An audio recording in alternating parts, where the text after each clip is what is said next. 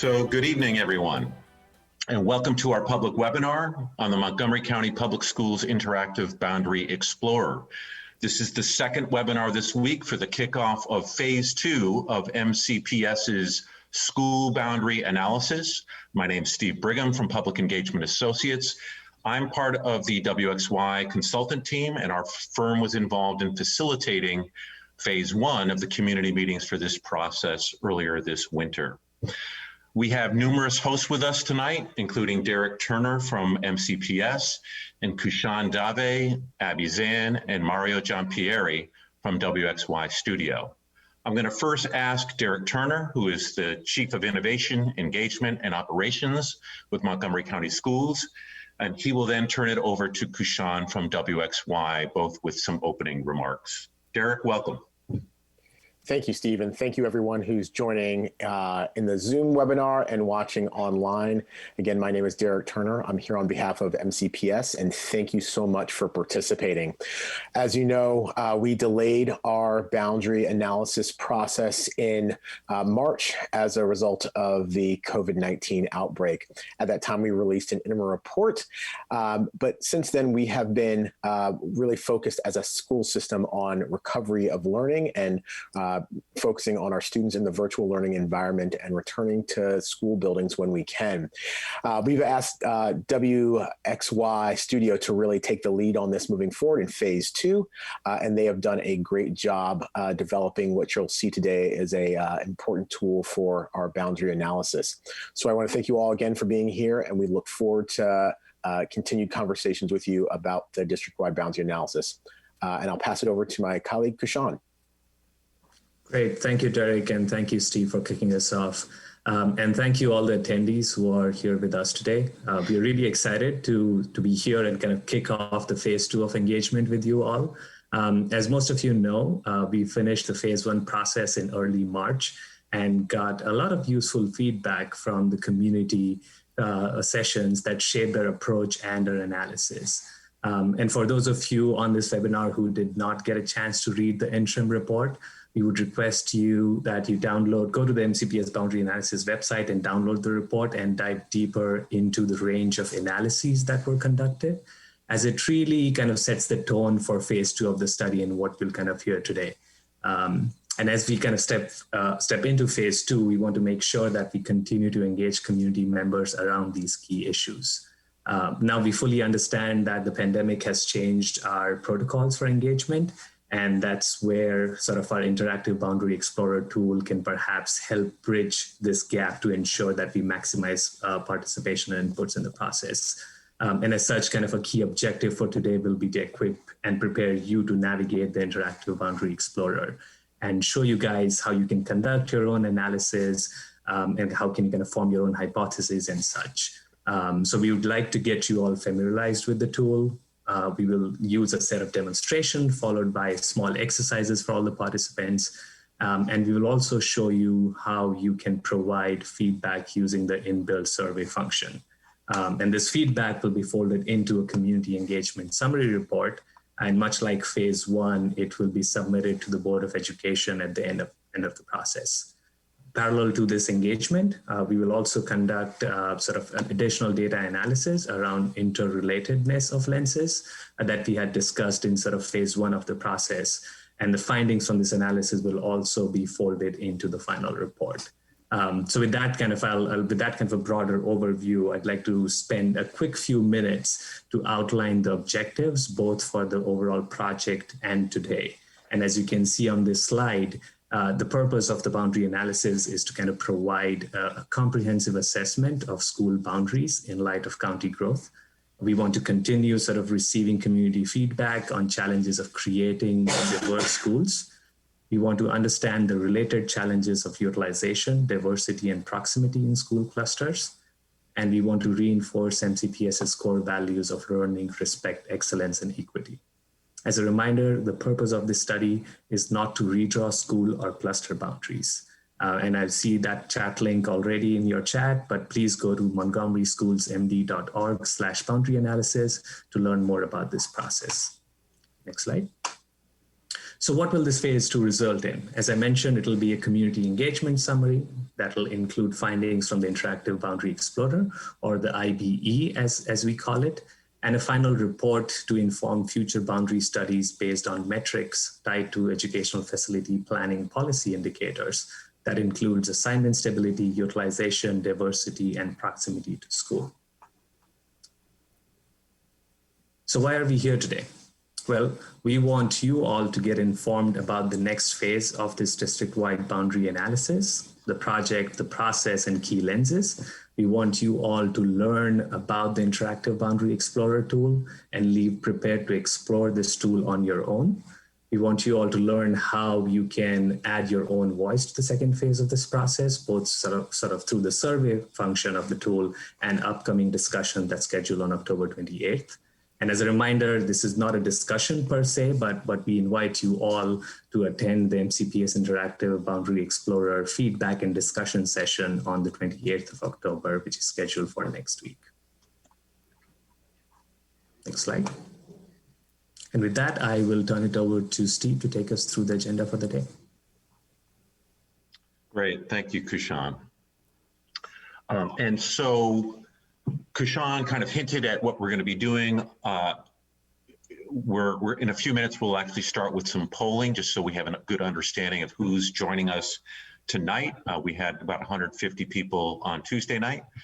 And then we'll turn it back to WXY and they'll share more about the project context, bring some reminders about kind of the boundaries process and the lenses that we've been using phase one and this phase. But then we'll spend the heart of the evening taking a look at the actual tool, the Interactive Boundary Explorer, which you may hear me refer to as the IBE. We'll do 3 different demonstrations live so you can see how it works, see how to navigate it, and walk you through a few different exercises. And then around 8 o'clock, we'll actually put the tool or the link for the tool into the chat. You will click on it and then you'll get, we'll give you an exercise to kind of walk through, to play around with and actually do 2 or 3 things just to see how it all works. And then we'll do some polling when you're done with that to understand what your experience was and whether you feel ready to use it after the meeting. We'll also be doing Q&A tonight.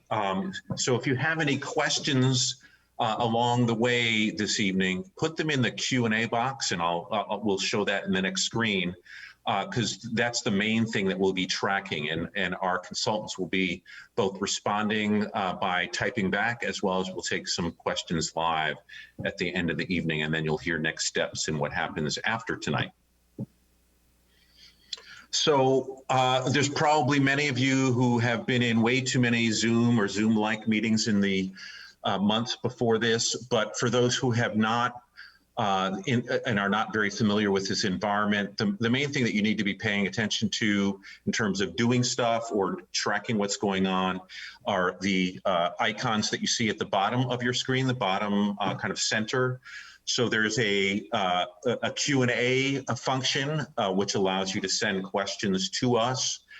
There's a chat with the host, and so I did already see a chat where at least one person was hearing kind of audio twice. So if that continues, please let us know. But you can chat in, and we'll have some staff tracking that. We'll also be doing some polling, and so when we do those, I'll launch that, and you'll be able to take polls live on your own screen.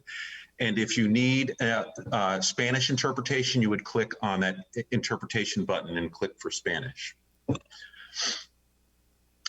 So the previous slide basically just said everything that I wanted to really say about this. We are recording this webinar, and a recording of either this one or Tuesday nights will be up on the Boundary Analysis website within the next day or two after tonight. And again, Q&A, if you have questions, especially at the end of the night, what we're going to be answering questions around primarily are the use of the tool and what you can and can't do with it, and any issues that you may have had with it. So if your questions are kind of other than that, please put them in the Q&A box, and our folks will do their best to respond to you by typing answers. Next slide. So in terms of using the Interactive Boundary Explorer, it's best used on a laptop or a desktop or a tablet, much harder to use with a phone. So, because IBE is not mobile friendly. So we encourage you to tonight and when you want to use it later on in October, November, do it on a computer device that'll make it much easier for you to navigate. And then browser, it can use a lot of different browsers, but we do recommend Chrome or Firefox for kind of your best user experience. And again, throughout the evening, if you have any technical issues, drop them in chat and our folks will do their best to respond to them in real time. Next slide. All right, so I'm going to open up our first poll.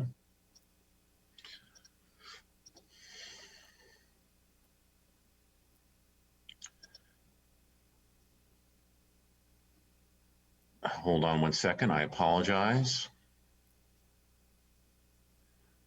Not sure what's going on here, Kim. All right, so I may need one of my people to tell me whether it's live because this worked a little differently. So is it open or is it not open? Not open. We can see it, Steve. That's strange. All right, let me try this one more time. Please bear with me, everybody. All right, now it should be open. I apologize for that delay. So we've got several questions here. So the first is talking about your relationship to MCPS. And if there's more than one, option that applies to you, you can click on however many do. Second question helps us understand where you live in the county, so we understand kind of the geographic distribution of attendees. The third question is around how you may have participated in the first phase of this back in December, January, February. And we also ask a question about your race and ethnicity. So I'm seeing in Zoom that we've got a little bit over 110 participants. So I'm going to keep this open for a little while. It looks like right now we're about 50% of the way there, and I'd like to see as many people voting as possible. So again, I'll give you another 20 seconds or so. To get to the second question, you'll need to scroll down with your mouse or drag the slider vertically, and you'll see that there's a second question that fills up the screen, then a third question, and a fourth question. So keep scrolling down until you answer all 4 questions. And so we're now at a little above 70%. So I'm going to give you another 10, 15 seconds.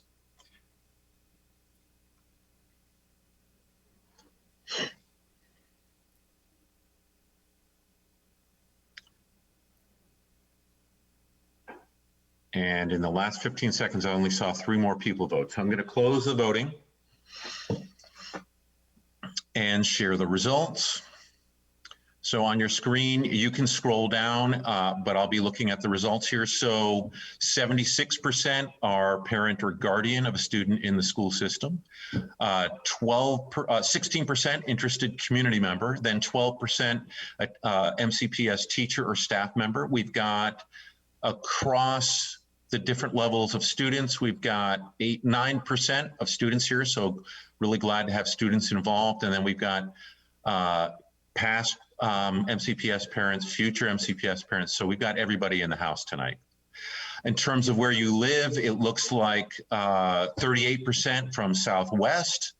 And then the next highest is a tie at 16%, Central around Rockville, East around Sandy Spring only. And then we've got single digits for everyone else, with the highest of those being North Central at 9%. If you keep scrolling, on the third question, did you participate? So 61% of you read the interim report. I'm impressed. It was more than 400 pages. So it probably took you more than one sitting. And then we had 45% attended one or more of the phase 1 meetings. That's great. 36% other meetings, 24% recorded meetings. So a lot of you, it sounds like, are pretty familiar. 18% are kind of in this in the first time. So welcome to phase 2. And then in terms of race and ethnicity, a little bit more than half Caucasian or white. And then the next largest number is, I'd rather not say, 12% Asian Pacific Islander, 11% 2 or more races, 5% Black, 3% Latino. So we have a good mix and a variety here of folks from different race and ethnicities. So appreciate you taking that poll. You may need to close, I just stopped sharing the results, but you may need to close the box on your screen so you can see what we're about to do next. And I'm about to turn it back over to Kushan, who's going to give a little bit more context, and then he'll hand it over to Abby Zan. Great, thank you, Steve. So for the next few slides, we want to give you a quick recap of what was done in phase 1, and also reintroduce some of the key metrics of utilization, diversity, and proximity that you'll be hearing a lot about today. Next slide. So let's start with what is the district-wide boundary analysis. It is an initiative designed to provide a comprehensive assessment of MCPS school boundaries by analyzing facility utilization and capacity, student demographics, and proximity to schools. Public input is most important part of this process, and it will help the BOE understand the challenges to creating more meaningfully integrated and culturally responsive schools in MCPS. Throughout phase 1, we have engaged more than 2,000 community members at 6 area-wide public meetings. We have conducted 12 targeted small group meetings with hard-to-reach groups, and we have published an interim report that summarizes insights from data analysis and our community engagement sessions. In terms of process, as you all already know, we are in phase 2 of the study. We will continue with our data analysis and test interrelatedness of various lenses in this process. We will also continue engaging the community through 2 public webinars, this being the second one. One community discussion and feedback session that is planned for October the 28th. We will continue to do targeted small group meetings with hard-to-reach group. And lastly, we will engage with student community through a series of virtual meetings as well. And phase 3 of the project will include sort of presenting our findings, our final report, and presentation to the board, all of which will be made public. Next slide.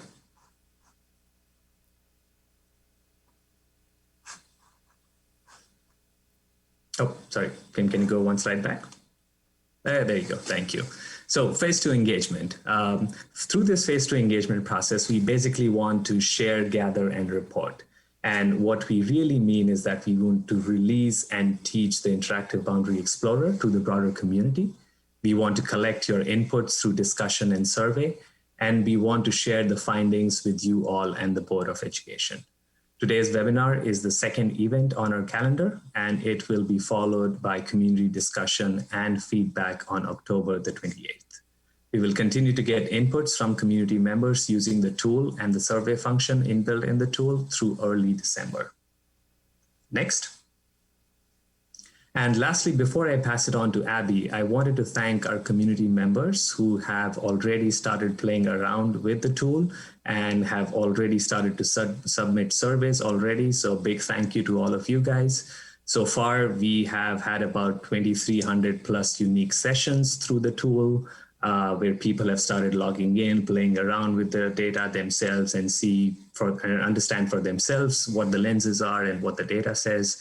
We've had about 300 plus survey responses and about 920 plus hits on our video tutorials. So again, thank you all for those who participated, and we hope that you all continue to do so through the next month. And with that, I'd like to pass it back to Abby to take us through Boundaries 101. Thank you so much, Kushan, and good evening, everyone. So as Kushan mentioned, we wanted to give everyone a quick overview and introduction to some of the data that you'll be seeing, or some of the types of data you'll be seeing in the Interactive Boundary Explorer. From our polling results earlier, it looks like many of you tuning in tonight might have some familiar with three lenses, whether you attended a meeting in phase one or read some or part of the interim report.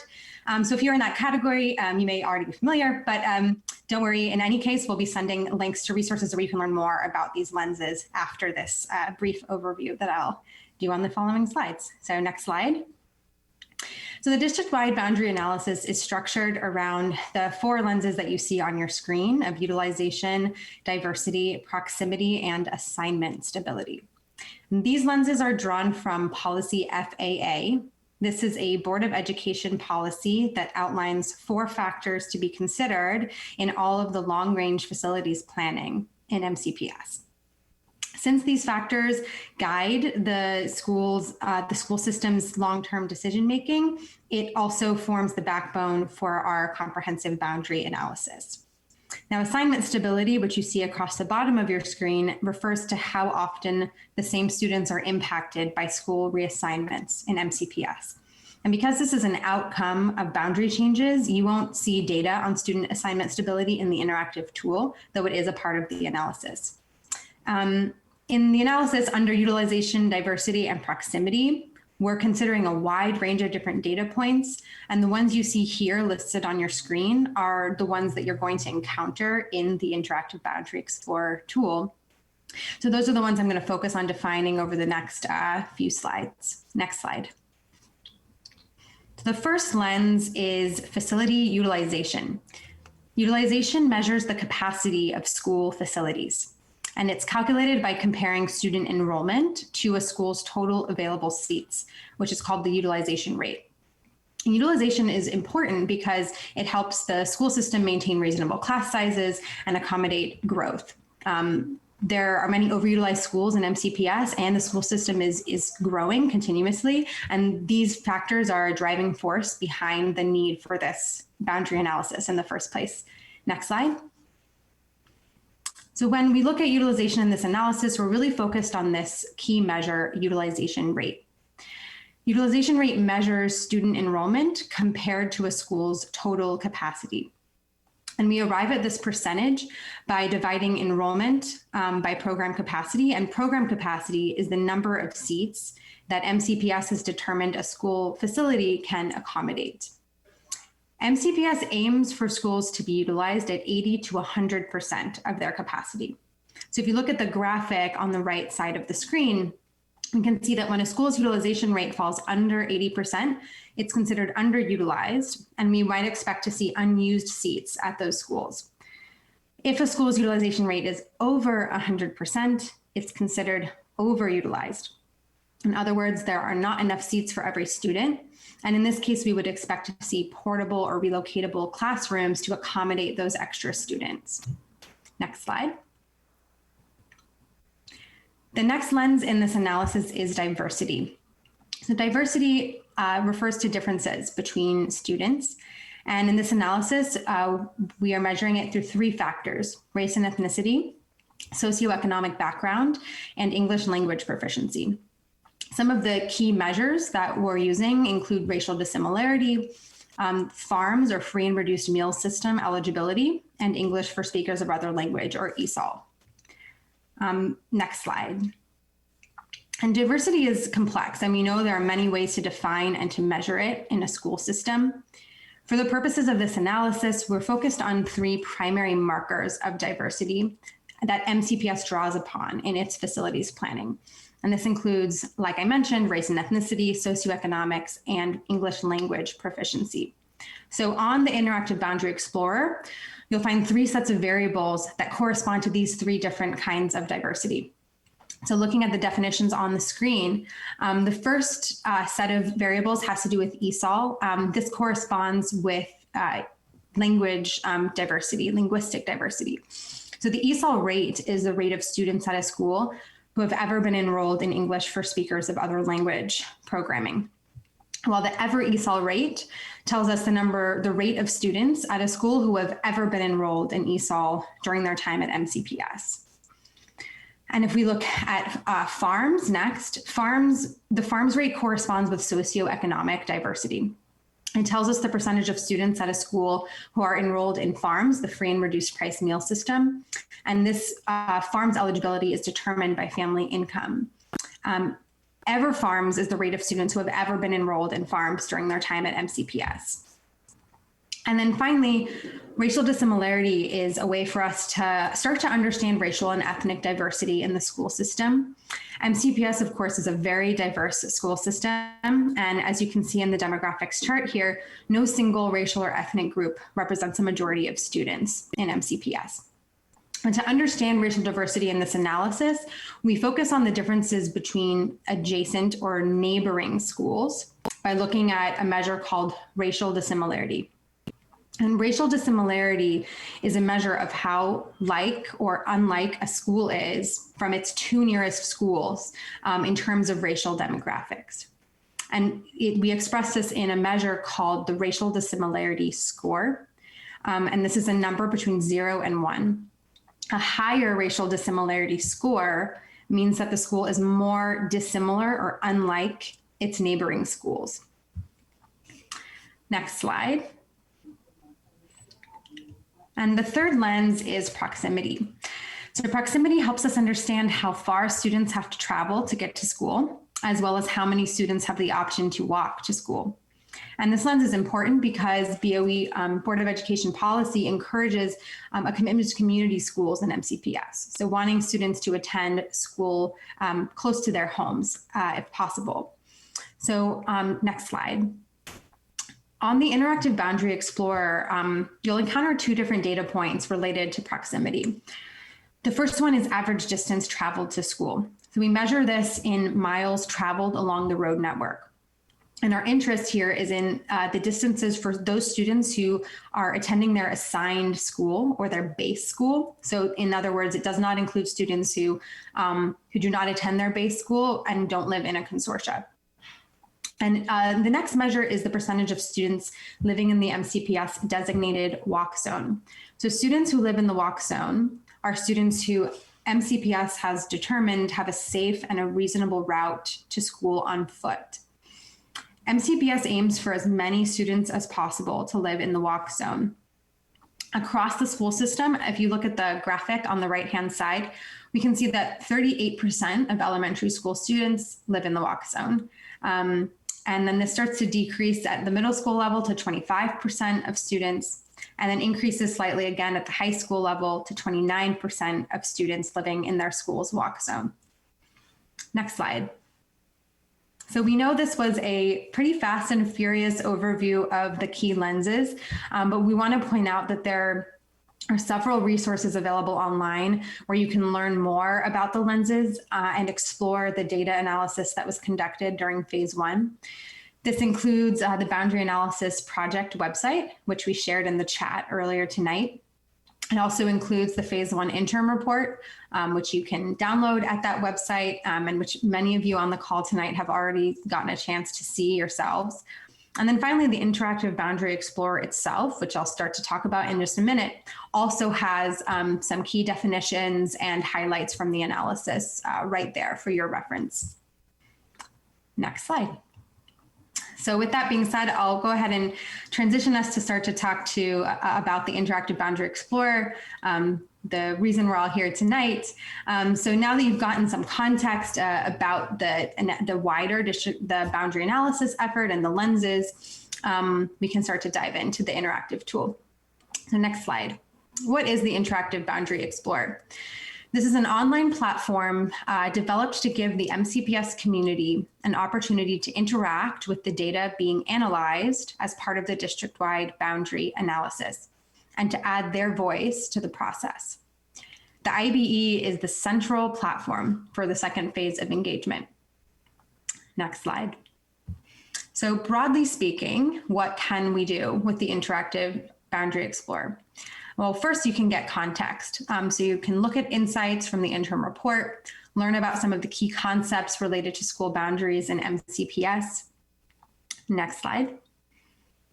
Next, you can explore data. So there are guided exercises, help videos, and also a very complex data tool where you can explore utilization, diversity, and proximity on your own and make your own discoveries and connections about school boundaries in MCPS. Next slide. And then finally, you can add your voice. So after exploring data, getting context, there's a survey on the IBE where users can add their voice to the process, giving their insights and their feedback. This survey is the primary vehicle for public feedback during phase 2 of engagement. So in just a moment, I will be handing it back to Steve and to Mario to walk you through the IBE in a lot more detail. But before I turn it over to them, let's just take a quick tour of the interface and give you a sense of what you're going to find on this site. All right,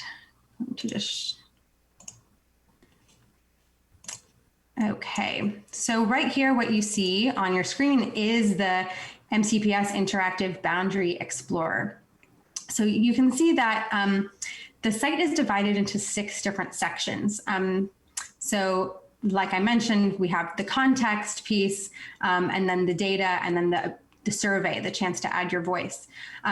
The site is available for translation in many different languages, so please select your language when you want to, as you're starting to browse the site. And then as we start to progress through these sections, first the 3 lenses. So you'll be able to see these definitions that I went through earlier on the call tonight. And as we progress to key insights, this section shows some highlights and an overview from the first phase of our analysis. So we can progress through the different lenses. Say I wanted to learn more about diversity, I could click through these different slides and read some key facts and statistics about diversity in the school system. Same with proximity and so on.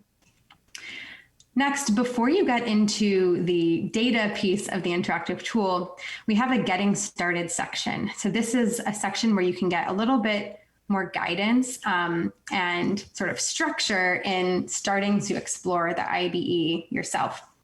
So first you'll encounter 6 different help videos, which are available in several languages.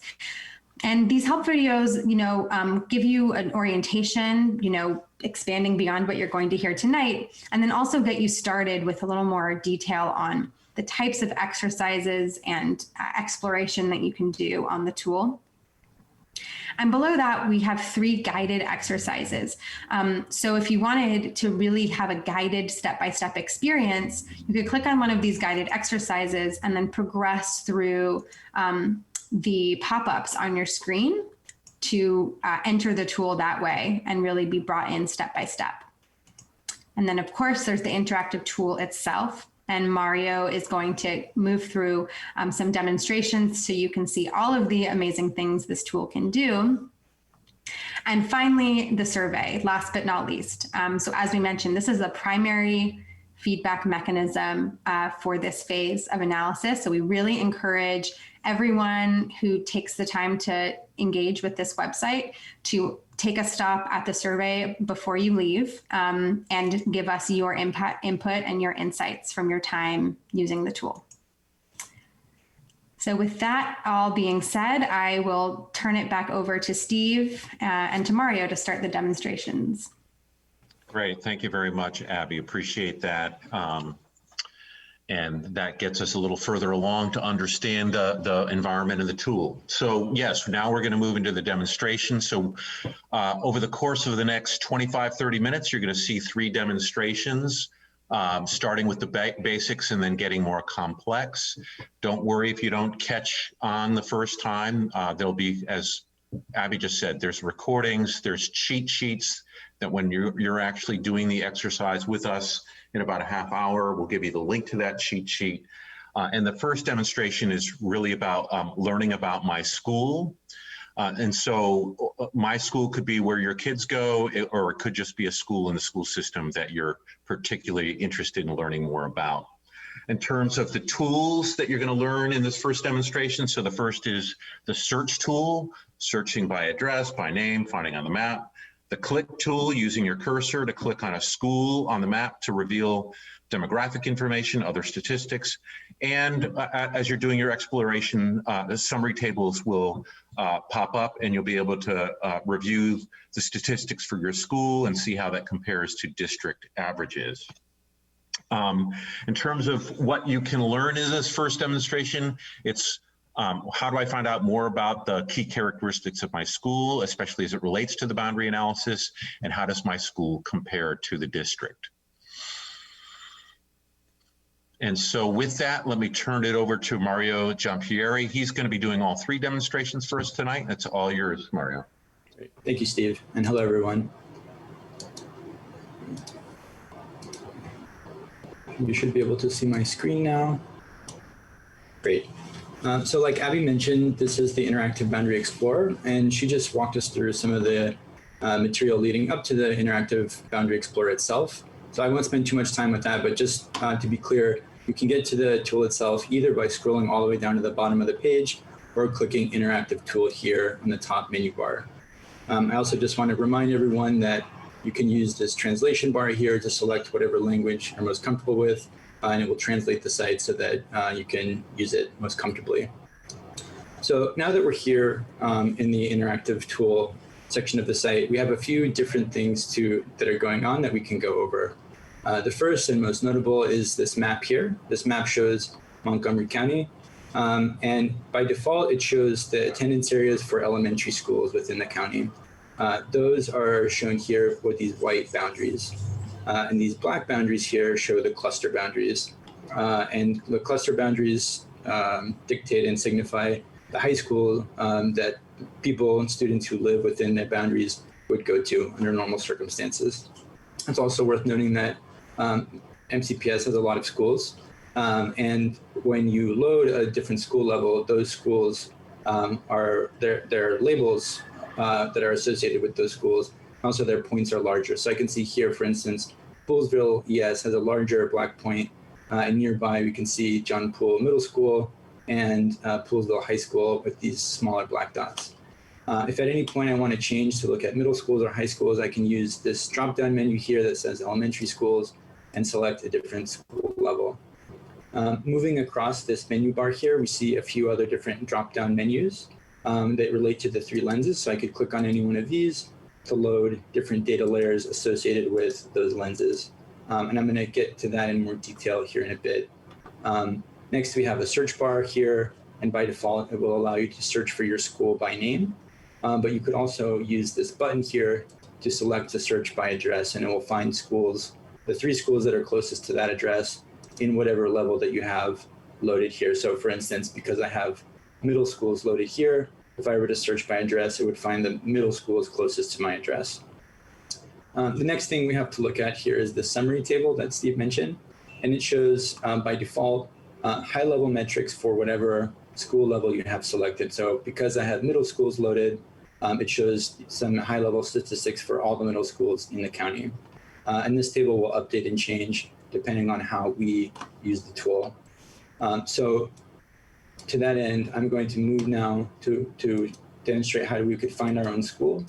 And for those folks who are comfortable with looking at MCPS on a map, you might be able to pick your school out just by looking at it. So just as an example, I can see here Redland Middle School. I could click on it, and that would load some information here in the summary table about that school. But if I weren't as comfortable looking at the map, I could also, like I said, search for a school here. So for instance, I'm going to search for its neighbor, Rosa Parks Middle School. And when I click enter, you can see that the map will zoom into that school, and the white attendance boundary will be updated and it will turn blue. And then some statistics will appear over here in the summary table. So whereas before we were looking at only the middle school average, now I can see the school I have selected, Rosa Parks Middle School, in one column, the cluster average for the cluster that Rosa Parks Middle School is in here, and then the middle school average right here. And each row here represents one of these high-level statistics like I mentioned. So here, in this case, Rosa Parks Middle School has a utilization rate of 90.3%, which is the same as its cluster average. And both of those are slightly below the middle school average of 96.6%. So this is one way that I can view some information about my school or schools that I care about using this table. It's also worth noting that when you search for a school or click on a school, some demographic information about the student body will appear here in this bar graph. So here we see that the percent of students by different races appears here in this bar. So we can see, for instance, at Rosa Parks Middle School, about 55% of students are white, 8% are other, 15 or so percent are Hispanic, another 15% or so are Black, and then the remaining 11% or so are Asian. So just by clicking on a school or by searching for it by name, you're able to understand some high-level information about our school. And this is the jumping off point. So at this point, I'm going to turn it back over to Steve. Thank you. Great, thank you, Mario. So as you just heard from Mario, that first demonstration helped you get your bearings just on the tool itself and looking up information about a single school. In this second demonstration, Mario is going to show us how to compare statistics at multiple schools. Just very quickly, I know a couple people chatted us. Are you going to put the link for the Explorer into the chat? We are going to do that in about 15 or 20 minutes when we actually do the participant exercise, but we're holding off until the second and third demonstration. So there are three main tools for comparing schools on the IBE. So the first is the summary table. So as you started to see in the last demonstration, the summary table can be used to compare school to cluster or district averages. You can also, so you can see here, you can search by address and compare the three closest schools. So this analysis focuses on the school you've chosen and the two adjacent schools. And you'll see in this next demonstration how to search for them. And then you can do custom compare, which Mario will also show, which shows you how to compare the statistics of any group of schools through the custom compare feature. In terms of what you're going to learn or can learn by doing this yourself, you can learn how your school compares to the cluster that it sits within or the consortium that it sits within, how your school compares to neighboring schools in the key statistical areas, and how different or similar the stats are given for a given set of the three closest schools. So with that, I'm going to turn it back to Mario to do demonstration number 2.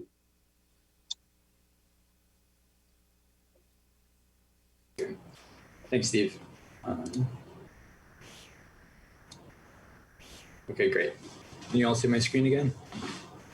Okay, cool. So like Steve mentioned, there's a few different ways that we can explore relationships between schools and their neighbors or schools and their clusters. So like we just saw, every time you select or search for a school by clicking on it or by searching for it by name, comparison for that school and its cluster will appear in the table by default. But you can also use, as I mentioned before, the search by address function or another function called custom compare to look at schools outside of cluster boundaries. So for example, I'm going to start here in the Upcounty area. And while the default is for this button that says compare with cluster to be highlighted, I'm going to switch to custom compare over here on the right. And what this will allow me to do is to select any school or any number of schools, regardless of their membership in a cluster, and compare them against each other. So I'll start by clicking on John T. Baker Middle School here. But then I'm also going to click on Hallie Wells Middle School and then Rocky Hill Middle School as well. And here you see, whereas before only one school was selected at a time and was compared to its cluster and the middle schools across county, now I see each one of these three schools appears in a column and then the average of their values here as well. Similarly, this demographic bar chart here shows the student demographics at all three schools. So we can have a really quick comparison between the schools in terms of these facility the statistics and then the student body statistics here. So taking, for instance, the percent students eligible for farms rate as an example here, you can see that at John T. Baker Middle School, 20.8% of students are eligible, while at Hallie Wells, 14.9% of students are eligible, and Rocky Hill Middle School has 20.1% of students that are eligible. And when we look at the average, we can see that it's around 18.6%. So all of the schools are relatively close to the average. But you might find as you click through the map, adding and subtracting different schools, that certain patterns appear, and you might find some things surprising. And I think particularly at the elementary school level, you'll notice that differences across cluster boundaries or between cluster boundaries or between schools in multiple different clusters might surprise you, or it might confirm things that you already know. And to be clear as well, the schools that you select don't have to be next to each other. You can select schools from across the county to make a comparison. So if there are certain schools that you know where you want to compare up county versus down county, you're able to do that. And if at any point you want to deselect a school, you can click on it and it will remove it from the table, or you could clear all of the schools you have collected either by clicking this clear selection button here or this clear selection button here at the top. And with that, I'll turn it back to you, Steve.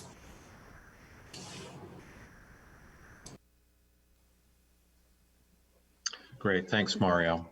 So now we're going to move to the third demonstration. And then after that, we'll move into you getting a chance to use the tool yourself. So in that demonstration, you were able to see how to compare the statistics of the nearby schools. But you probably are also interested in beyond just your own school or the nearby schools or the cluster. So in this next demonstration, we're going to explore a variety of ways you can explore wider trends in MCPS. So one way is the choropleth tool, which allows you to observe trends on a choropleth map, which is a kind of map that is color-coded to show different ranges in the data. Or the filter tool, which allows you to add filters to isolate particular ranges in the data. A histogram tool, which you may remember from high school math. You can see the data as a histogram, which is a type of graph that allows you to see the distribution of data set across the district. And finally, a scatter plot for those who may have taken statistics in high school or college. And finally, that's to analyze the relationships between two different variables or two different data points. I'm going to launch a quick poll here to see which metric you'd like to have Mario use in this particular demonstration. So you have a choice here, just a single choice: utilization rate, farms rate, ESOL rate, racial dissimilarity, average distance traveled to school, and percent students in the walk zone.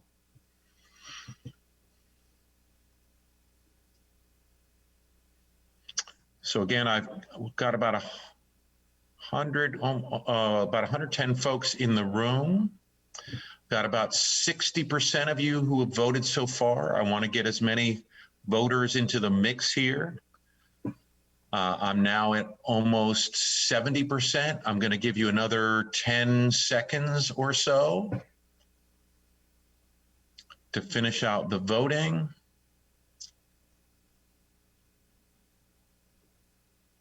And all right, so we're at 82%, and I'm going to end here, 83%, and share the results. And so the top vote getter, although it was close, was utilization rate, Mario, followed by average distance traveled to school and racial dissimilarity. So let's see what we can do with the utilization rate. I'm going to stop sharing the results again on the poll. You may need to close the window so you can see the full screen. Great. Thanks, Steve. Okay. All right. Can everyone see my screen again? Great. Okay.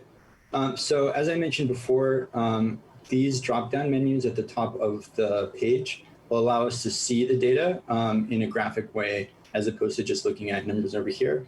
So since we decided on utilization, I'm going to click utilization from the drop-down menu here, and this will load a map or a different data set on the map here, as we can see here. And for those of you who are familiar with our phase 1 meetings and the report, you might find this color scheme familiar, but for those of you who are less familiar, each one of these different colors represents a different range in the utilization rate for that school. So for instance, these gray schools here are schools that are underutilized or that have a less than 80% utilization rate. These blue schools here have a utilization rate in the target range of 80 to 100%. These schools here with the lighter red color have a utilization rate between 100 and 120%. And the darkest red schools, like you see down here, are schools that have over 120% utilization rate. And that information here is captured in this legend, along with a short description of what utilization is. So in this way, we can very sort of clearly see one way of how utilization looks at the middle school level across the county. So I'll notice there's large pads of blue, a few schools that are underutilized here throughout, and then some, maybe a cluster of overutilized schools here in the down county area and then in the up county area. So by loading a map layer alone, this is one way that we can kind of learn more about the data. But if we wanted to get a different view to kind of understand how many schools there really is in each one of these categories, instead of counting them all by hand, we can click on this histogram tab here and see the distribution of schools that fall within each range. So on the x-axis here, we have the utilization rate, and these are bins. So we say schools that have between 60 and 65%, there are 0 of those. Schools that have between 65 and 70%, here we see that there's 1 school with that, and so on and so forth. So in this way, we can hover and see how many schools fall into that category. And this will allow us to kind of confirm or question the distribution that we see on the map.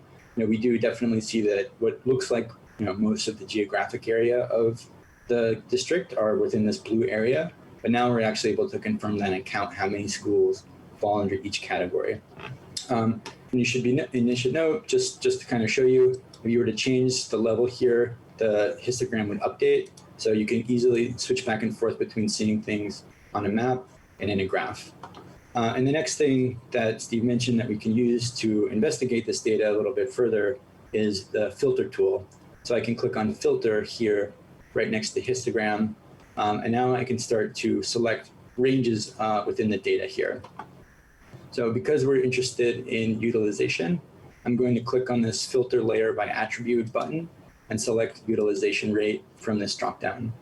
And you'll see now we have this bar that has 2 little handles, one on each end, that allows us to actually click and drag that little button to a place to be able to only select schools that have, in this case, over 80% utilization. So you see when I did that, these 3 underutilized schools disappear from the map. And I can similarly drag on the other side to say, okay, show me only the schools that are within the target utilization range. And at this point, I can see now I have only the blue schools. So I can use this in a lot of ways, like you might imagine. I can say, okay, show me only the schools that are overutilized. That might be, a question that you might ask or a place that you might start from. And I think this way you can really clearly see which of the schools that meet that characteristic. But what's nice about this filter tool is that we can actually use multiple filters at once. So say you wanted to look at only these overutilized schools and then compare them in other ways with other metrics. So if I look back here to middle schools, I can see that the farm's eligibility rate the average is 34.4%. So I could take that and say, okay, show me overutilized schools that also have above the average, I guess this is ever farms, excuse me, only the average farm's eligibility rate. I could use that, select this over here, and then it would further filter the schools. So now I'm looking at schools that are overutilized and also have above the average farm's eligibility rate. So as you can imagine, there's a lot of different ways that you could mix and match different variables with different ranges and uncover certain patterns here on the map. And as I displayed here, you can either choose to reset a filter or to remove it from the map, at which point the data would go back to only showing you whichever filters were applied. So in this case, we're looking at only the schools that have above the average farm's eligibility rate. But a final way that we can go about looking at this data together is using a scatter plot. And just as a reminder to everyone, the scatter plot shows 2 different variables at a time. So by default, we show the utilization rate here on the x-axis and the percent farm's eligibility rate on the y-axis. And each one of these points on the graph represents a different school that's on the map. So again, if I were to switch from middle schools to high schools or elementary schools, the graph would update and show me only schools from that level. I should also note that we can change the variables that we're looking at by using one of these dropdowns. And whenever I select a different variable, the graph will also update. So I think there's 2 different ways that you might go about using this tool. The first is by looking maybe at outliers here on the graph. So here, as an example, I can see the school that is the most to the right, or that has the highest utilization rate, is this school here.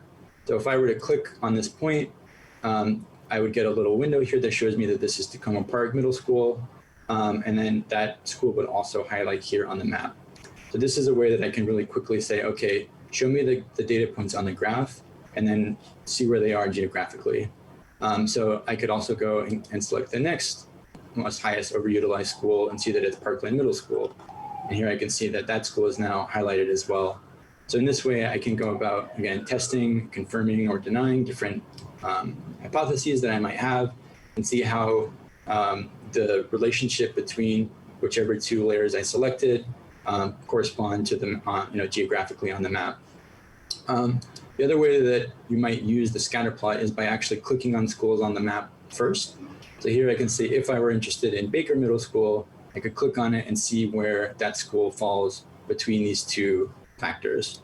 Or I could select now, I think this is, I forget which one this is, Rocky Hills. When I click on that, now you can see where Rocky Hills is. And I noticed that even though these schools are geographically very close to each other, they're actually quite different in terms of the utilization rate, where we see Rocky Hills is about 87% utilization, and John T. Baker is about 112%.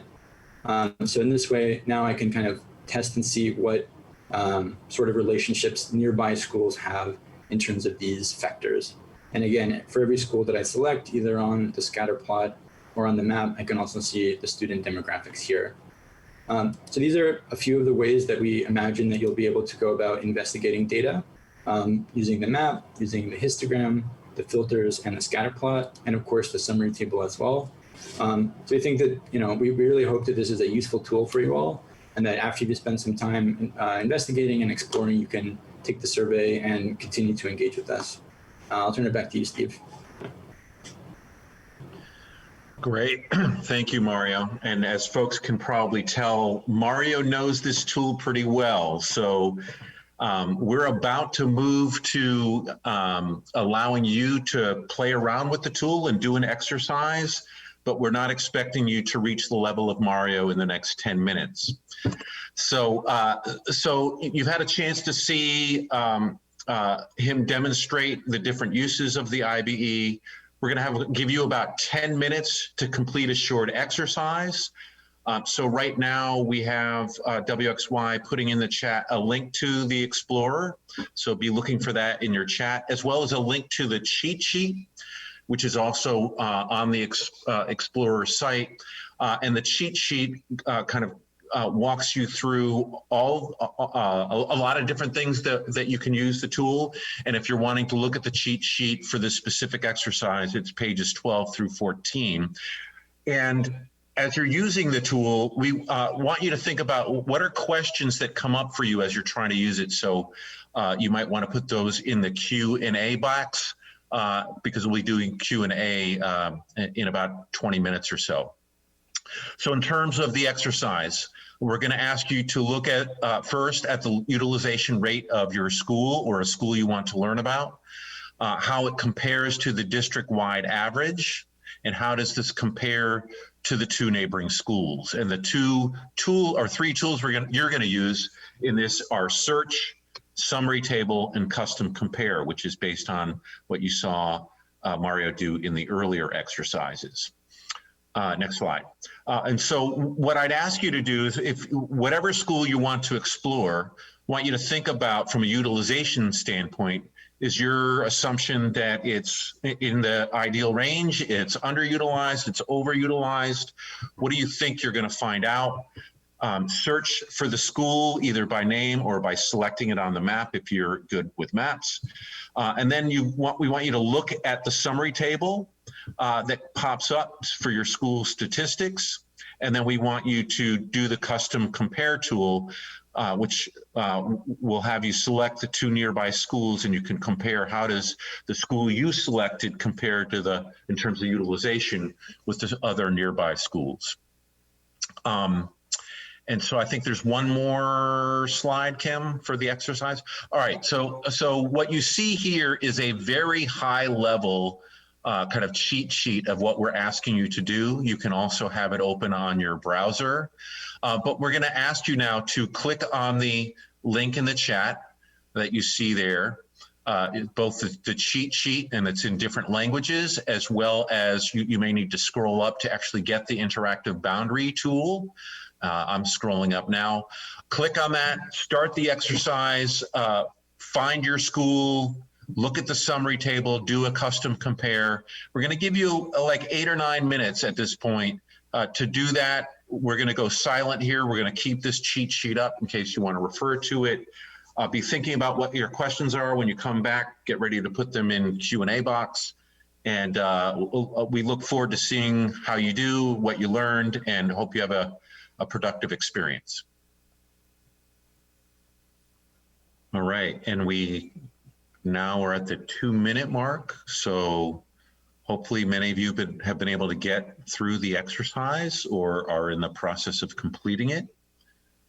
Or perhaps you've already moved on to explore other things that the tool can do, but we'll be wrapping up in about 90 seconds.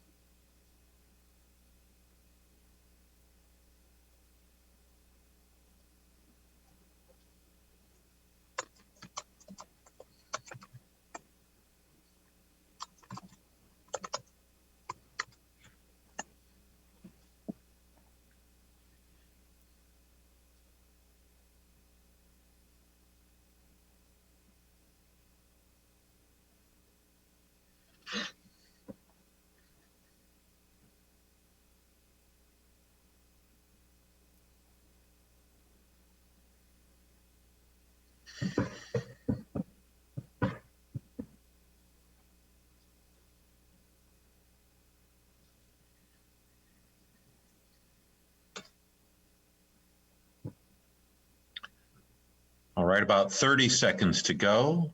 And then we're going to ask you to come back fully into the Zoom room. And we want to get a quick sense of your experience using the tool, and then we'll start fielding questions.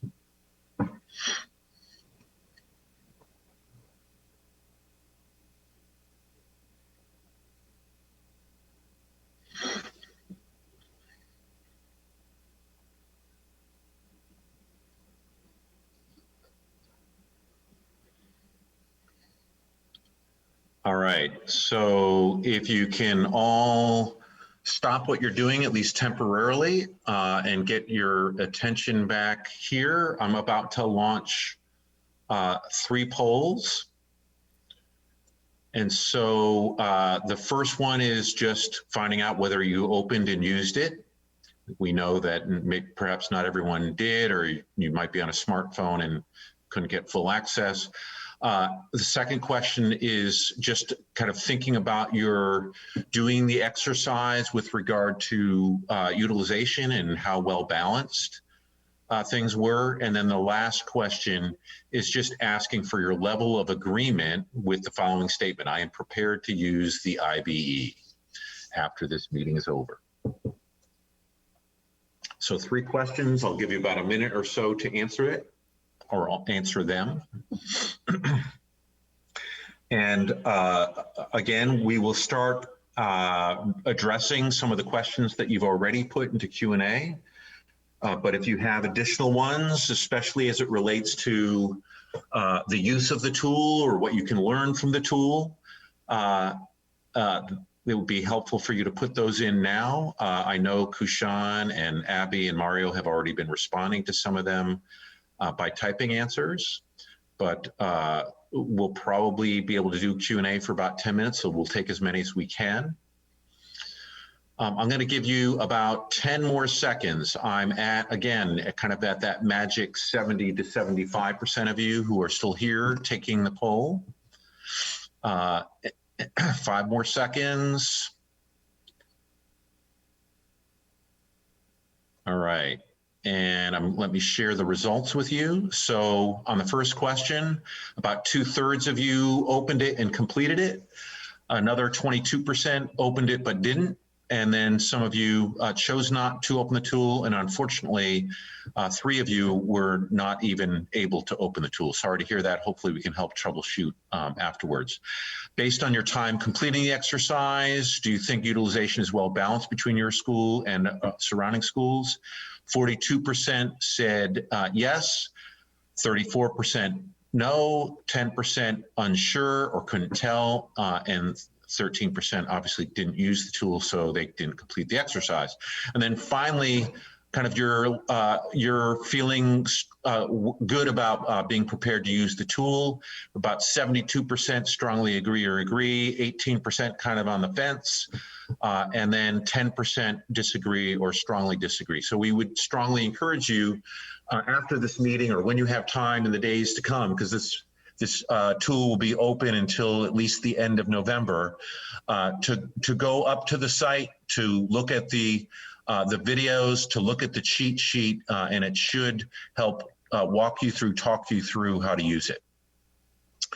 All right, so with that, I am going to close the polling, and you may need to close the polling as well on your screen.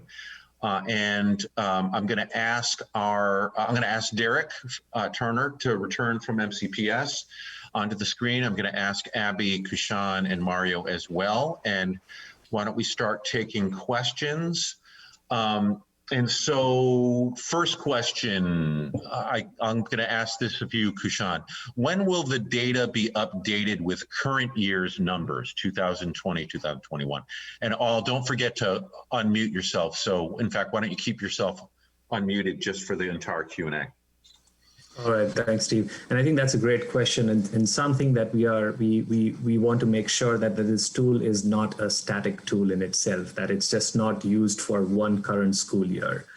Because of sort of when we started this analysis, we were prompted to use the data from 2019 to 2020 school year. But on the back end, we are building the tool in a way that somebody within sort of the MCPS team can quickly kind of go in and upload the back end data. And as such, that's like, we really want this tool to be a living tool, so to say, that can be constantly be updated in terms of enrollment data. And perhaps, there could be ways that this could also kind of take care of sort of additional schools and what that means in terms of enrollment. So there are numerous ways to do it. I would say that this is probably the first step or kind of the foundation towards building that. Great, thanks, Kushan. The next one may be you, it may be one of your colleagues. It says a school here, Lux Manor, it says it's 160% of capacity. How much over capacity can a school get? Would you get into a plane or an elevator that was 160% overloaded? Well, I know my answer to that second question, but who wants to take on the first question? I mean, I definitely would not want to be on that plane, but if I might request you, Mario, to kind of quickly, and this might be a good exercise because these are the kind of questions that you as users have, and we want to make sure that you know how to navigate that, right? So I think, Mario, if you can take us through a quick 2-minute sort of screen share again, just to show how we can share that, find that school, look at the data, how can we compare it to schools within that cluster, and what does that really tell us? Yeah, I'd be happy to. And then I think I have a follow-up kind of answer to that as well. So we were just talking about Lux Manor Elementary School. So I'm going to, since I have elementary schools loaded here, I can search for Lux Manor Elementary School, search for it and see that it's pulled up here. And like we mentioned, it has a high utilization rate of about 165%. Which is above its cluster average, although the cluster average is also overutilized at 114%. And both of those are over the elementary school average of 103%. And I can confirm all of this by loading the utilization layer here. And if I zoom out a little bit, I can see that it does look like, in fact, Lux Manor Elementary School is the most overutilized school of those around it. But I'd also like to add that number responds to or relates to the permanent capacity of the school. And to the other question about, I think part of the question was about, solutions to that sort of thing. I know that the thresholds for using relocatables versus other strategies are defined and outlined in the KIP plan, the Capital Improvements Plan, and I think are also addressed in the policy FAA document. I don't know, Derek, if you have anything more that you'd like to add on that front. Yeah, just to throw in that this year, because we're again using data from the 2018 for 2019, 2020, and not 2020, 2021, Lux Manor was actually opened a new building this year. So they're not over capacity the way they were in previous years, which is why this tool isn't a planning tool, but a tool that reflects kind of the existence at a specific point in time that we want to keep updating as we get available data. And I saw Emily said almost that exact same thing in the chat. So thanks, Emily, for that. All right, so next question, and maybe we need to think about this at the different levels, but it says, what is the current utilization countywide? Are we over or under 100%? And I'm thinking maybe we answer that, if we can real quick, at the elementary, middle, and high school, because that seems like it's important to know those distinctions. Sure, so I'll go ahead and share my screen again. And I think something to be clear about is this does not show all of the seats at the elementary school level versus all of the students, but rather what I think that this is good at doing is showing you on average what is the condition at each one of the 135 elementary schools. So we can see that although certain schools are well within the target range and certain schools are even under, on average, elementary schools across MCPS are at about 103%. When we move up to the middle school level, you see that actually middle schools are on average within the target utilization range of about 97%. And this is due in part to a lot of capital planning that MCPS undertook over the last decade or so. So middle school average utilization rate is within the range. And high schools are actually slightly below, slightly above the target utilization range as well at 102.6%. Thanks, Mario. One thing that I'd quickly add as a footnote to that question is that while these are sort of averages, what we really want to do and what we really like folks to understand, and which is kind of what our focus was in phase one, that there is sort of a range within that, right? So within sort of, even if middle schools are under capacity in terms of average, but there are still schools that are kind of, in a way, some of them are outliers and some of them are underutilized, right? So overutilized, underutilized. And again, looking at that map, those colors, you kind of see where the under and overutilized are next to each other. So those are the kind of things that prompt a lot of kind of interesting discussion questions. All right, so thank you to both of you. Abby, this next one is for you, and it comes from Allison. She says, I've been playing with the tool and the data is not accurate for the walk zone. My daughter's elementary school shows 0% of students in the walk zone, but many kids walk. As I filter, many schools have the same problem. Can you explain? I can give this a start and then I might have Mario expand on it. But the short answer is that the walk zone data that we're using is based on what MCPS has designated as a safe and accessible walk to school, and not based on actual mode of transportation for students. So we don't have data about whether students walk or not, but only data on where those zones are that the school district has designated. Mario, if you want to add anything to that, you might be able to expand. Yeah, I think that sums it up quite well. We have information on student location and the walk zones, but we don't have information on the mode. So it could very well be that you have many students who walk to school outside of the walk zone, and you might have other cases where you have many students within the walk zone who do not walk. But this is a measure of how many students are eligible to walk based on that. And I'll just add on, because I think it's important, because a student can walk to school and be picked up by car or ride the bus home, right? So it's better to have the polygons as a framework of what's available to walk safely rather than the individual modes, because those can change day to day or even within a day. Right. So the next one, this again, it may be multiple people answering, and it again goes back to kind of the data. So is the data in the tool refreshed? If so, how often? Will the school system be able to use this tool in the future? And then the second part of it, and so maybe the first one is for Derek, second one, someone from WXY. What assumptions have been built into the analysis of the data presented by the tool?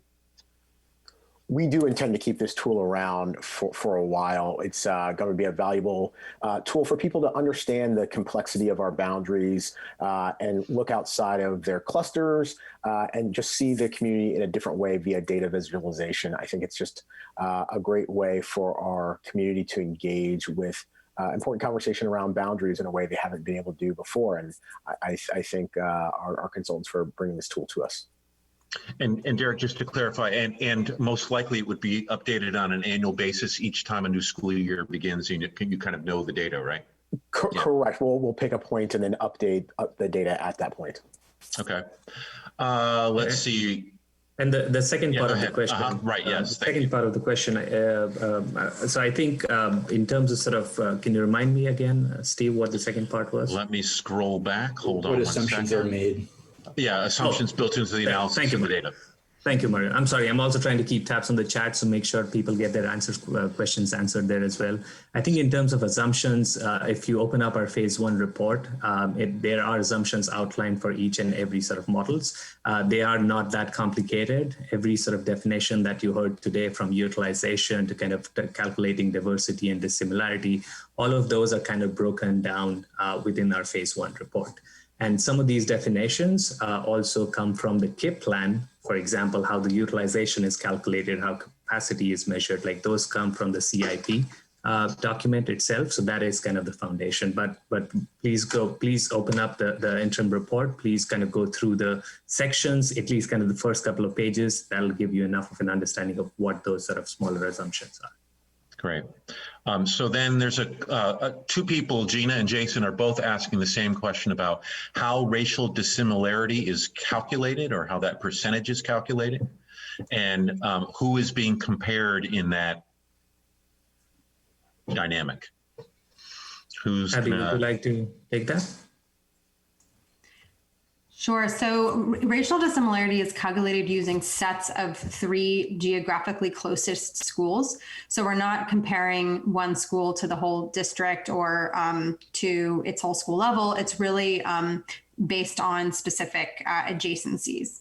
And racial dissimilarity is telling us is how different is one school's demographic makeup from the average of that set of 3 schools that it's closest to. And Abby, I know this was part of the question on Tuesday night. So then, just again to clarify a little bit more. So if some school is very racially dissimilar or very racially similar, what does that mean when it's comparing, adjacent schools? Well, what it means is that if the percentage is higher, that school is more dissimilar from its closest schools. And if that number is lower, then that school is more similar to its closest schools. I think that's the racial makeup. Yeah. In terms of the racial makeup. Yeah. One way that one of our colleagues likes to explain it is that the racial dissimilarity helps us understand if we have 2 schools with 2 different demographics, how much change would have to happen for those 2 schools to have the same exact racial makeup. So that's another way to sort of think about it, is if the number's larger, more change would have to happen in order for those schools to be similar or homogeneous. Whereas if that number's smaller, less change would have to happen because they're already more similar to each other. Yeah, and again, the footnote that I'll add there is that, and this came up in sort of the last webinar as well, that there is no sort of benchmark per se in terms of what is that ideal target, right? So I think as you look at these numbers, when you look at utilization as a metric, there is a set target. It's about 80 to 100%, and all the schools need to be within that range, right? If you're over, you're overutilized. If you're under, you're underutilized. But I think when we start to look at sort of racial dissimilarity, that's a way for us to understand sort of county-wide, do we start to see certain kind of patterns? Do we start to see certain kind of clustering? And again, there is no right or wrong answer. This is a way for us to start to understand what happens in particular sort of cluster versus the other, or even within a cluster, within sort of 2 or 3 or 4 different elementary schools or middle schools, what happens in terms of sort of the dissimilarity. Okay, last question, and then we're going to move to next steps because we're almost at 8:30. But I think this is a question we saw on Tuesday night, and some folks may still have it in mind. If the goal of the boundary analysis is not to redraw cluster boundaries or change schools, what changes will the school system, what changes will MCPS parents and students feel once this is completed. I'm still confused as to what the purpose is besides giving us great information and showing the school system which schools need more support. Thanks. So I don't know if that's probably at least Derek to start us off with, and then I don't know if WXOA wants to piggyback on that. And so from its inception, the boundary analysis was really meant as a way to better understand how our factors in our policy FAA really intersect with one another in terms of utilization, diversity, proximity, and stability of assignment, and how those interplay and what those mean for our boundaries. There was never a goal to have recommendations or big changes out of this, but a better way to understand where we are as a system, both within a cluster and adjacent as well. And I think as MCPS is always really focused as clusters, we're really good at the cluster model. And this gives us a chance to see across those cluster lines to adjacent schools that are just as near sometimes to see if there's an opportunity there as well. And this data is a great way to see that and across multiple factors.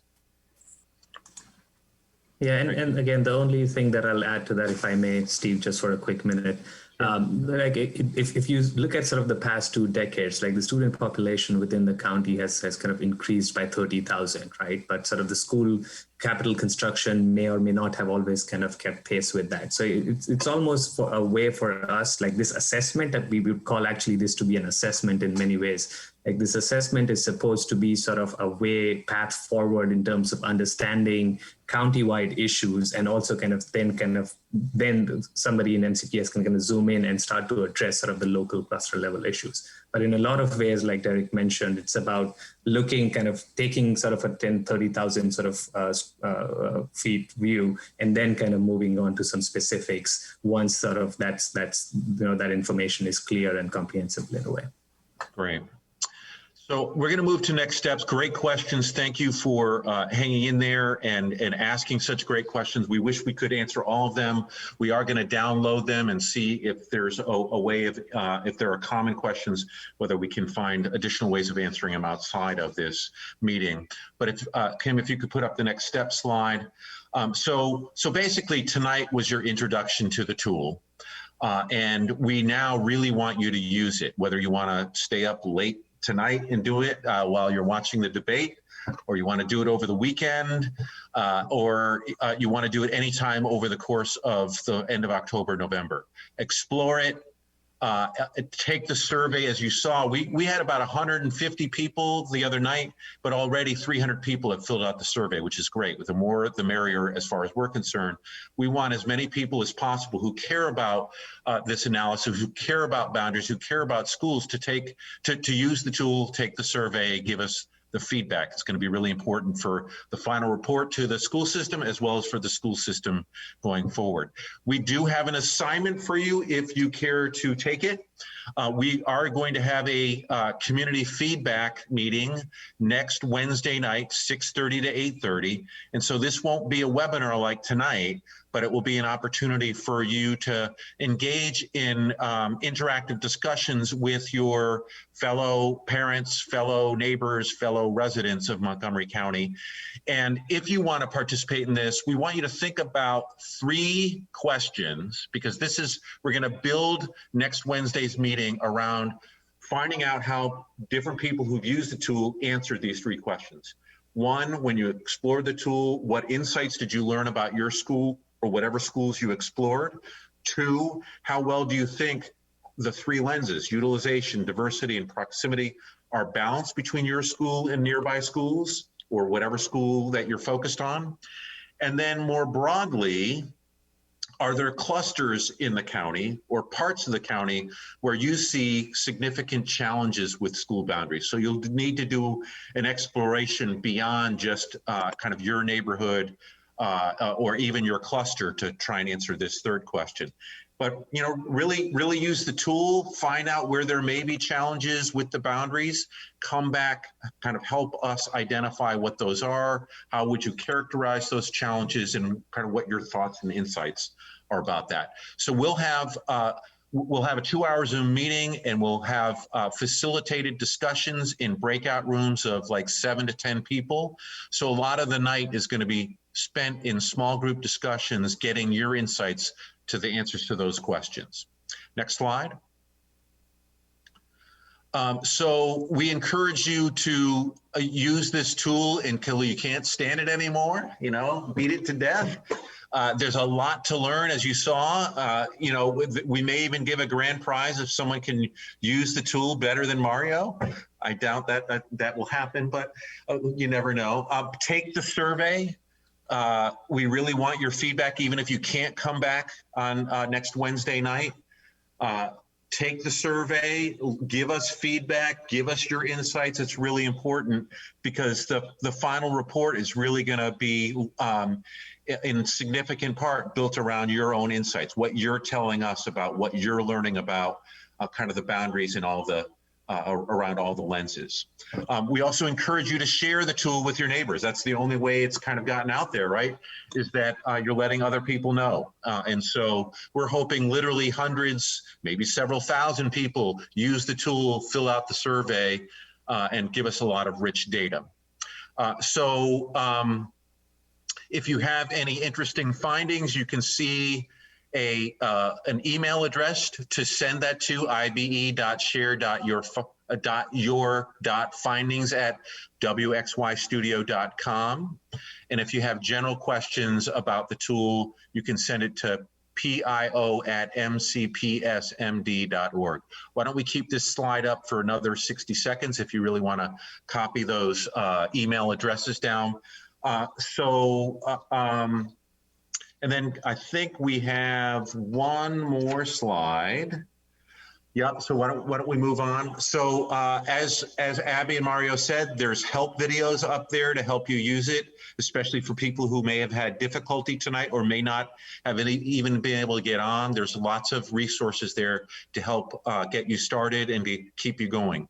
Guided exercises in case you aren't quite sure what to do once you're up there, even after watching the videos. Try a couple of the exercises. That'll help you get more familiar. There's a cheat sheet up there that, again, can take you through step-by-step instructions. And if you want to rewatch tonight's webinar, maybe you didn't see it all, or if there's different parts you want to see the demos again, we're going to be putting the recording up in the next 24 hours or so, latest first thing next week. So with that, I am going to say thank you to our panel for an excellent set of demonstrations. And thank you to MCPS and Derek and your team for hosting this. And so on behalf of Montgomery County Public Schools and the WXY team, we want to thank you for attending tonight, for staying with us the whole time, for learning as much as you can, for giving us your feedback. And we look forward to hearing from you again after you've had a chance to really use the tool. So have a great night, and hopefully we'll see you soon. Take care. Bye now.